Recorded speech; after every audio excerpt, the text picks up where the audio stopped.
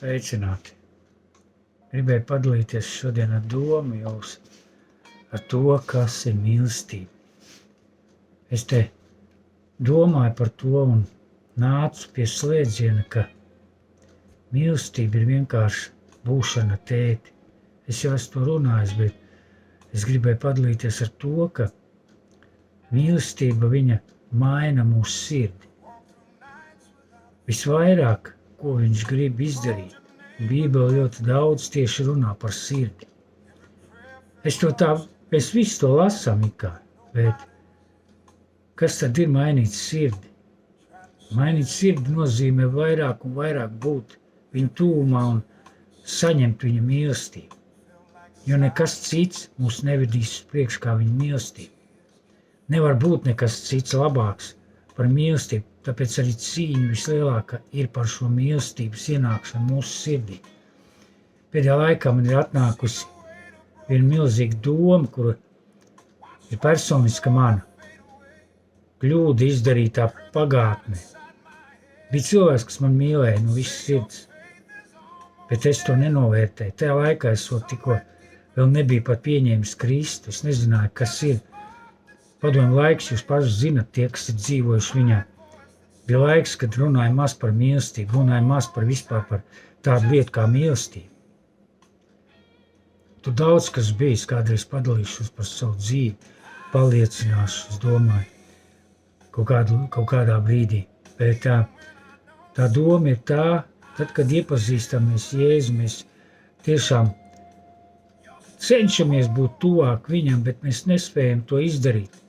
Mēģinot darīt kaut kādas lietas, mēs mēģinām ar fiziskiem spēkiem tuvoties viņam. Tas arī ir pareizi daļēji, ka mēs to darām. Kaut kādas lietas mainām, kaut kādas lietas atstājam, kaut kādas lietas mēģinām izmainīt. Bet visvairāk izmainīt mēs varam tikai esot viņa mīlestībā, esot viņa tuvumā. Jo tad mēs augam, un tad, kad mēs augam, tad mainās mūsu domāšana, loģika mūsu.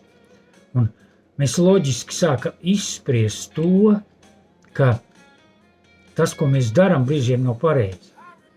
Ir kaut kādas lietas, kuras mēs darām tiešām nepareizi, un visu laiku mēģinām kaut ko mainīt, saviem spēkiem, mainīt un saistīt sātanu. Tas arī es nesaku, ka tas nav jādara, tas jādara, bet mēs saistam, neesot pāri tam līmenim, kurā šī lieta ir jāatstāj mums. Jā, protams, ir dēmoni gari, kas ir pieķērušies, caur kuriem atnākusi šīs lietas. Tas ar to ir jātiek galā, bet pats galvenais ir atrast viņa vaigu, atrast viņa mīlestību, atrast viņu. Es pēc sevis varu liecināt, no vairākas lietas bija saistīts manā dzīvē. Es netiku viņam galā, es centos visiem spēkiem, es centos ar fiziski tikt galā. Es lūdzos, gavēju un ko tik es nedarīju, lai tiktu vaļā no tā. Bet es netiku uz priekšu, kaut kādu brīdi atstājos un atkal nāk atpakaļ, atstājos un nāk atpakaļ. Pats galvenais, ko es pēc tam sapratu, ir lūkšana valodās, un otrs uzreiz pēc tā nāk meklēt viņu mīlestību, atrast viņu mīlestību un tuvoties viņam. Tas ir pats galvenais. Un tad, kad es sāku to darīt, mana dzīve sāka mainīties. Viņa sāka mainīties, es sāku vairāk un vairāk ieraudzīt to, ka vienkārši sāk aiziet kaut kādas lietas un manas dzīves, tāpēc, kad es augu tam pāri. Lūkšanās valodās tieši to dara. Mēlēs lūkšana, vai tā arī var teikt. Tas maina, tas tiešām maina mūsu loģisko domāšanu un vispār domāšanu kā tādu. Tur notiek procesi, ir par zinātniski tas viss pierādīts, ka mēs, kad lūdzamies valodās, mūsu prāts nestrādā vispār. Tāpēc mēs viņu gribam aizņemt ar kaut kādām citādākām lietām, ko es arī cenšos mainīt, lai tas nenotiek. Jo lūdzoties valodās, uzliec austiņas un klausies mūziku, lūdzoties valodās dziedi. Es to kādreiz ļoti daudz darīju, praktizēju, un man ļoti spēcīgas lietas notika. Un tagad tas arī notiek. Tāpēc, tuvojoties viņa mīlestībai, mēs tikai varam tuvojoties viņa mīlestībai, varam mainīt savu dzīvi. Nekas cits mūs neizmainīs. Es nerunāju par to, ka jāpielūdz Dievu, es runāju par pielūgšanu, bet klāt pie tā visa jābūt ir mīlestība.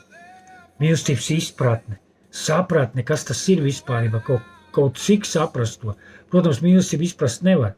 Tā ir sajūta. Tas ir sajūta, kuru mēs jūtam.